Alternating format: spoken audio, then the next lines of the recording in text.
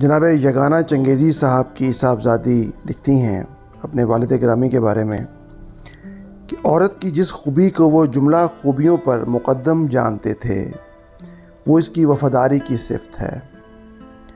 اس کے بغیر وہ عورت نہیں۔ ایسی عورت کو وہ ایک بدبودار پھول سے تشبیہ دیتے تھے جس کو سونگھنے کی کبھی خواہش دل میں پیدا نہ ہو۔ اس سے ملتا جلتا ایک قول امام جعفر صادق کا تاریخ میں دیکھنے میں آیا کہ اگر بیوی وفادار اور امین ہے تو پھر اس کی ساری غلطیاں اور کمزوریاں نظر انداز کرنے کے قابل سمجھو۔ اس سے مرد کو جو طمانینت قلب حاصل رہتی ہے اور وہ یکسوئی سے اپنی کاروبار زندگی میں بھرپور طریقے سے حصہ لے سکتا ہے۔ اتنے مختصر سے جملے میں نفس انسانی کی رہنمائی کے لیے کتنی گہری بات بتا دی گئی ہے۔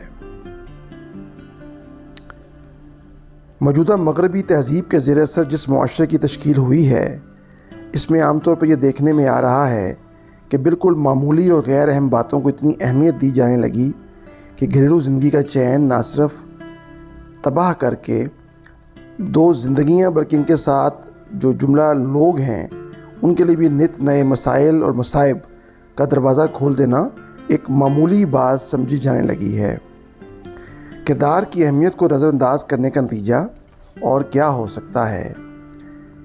حسن چمک اٹھا تو کیا، بوئے وفا تو اڑ گئی۔ حسن چمک اٹھا تو کیا، بوئے وفا تو اڑ گئی۔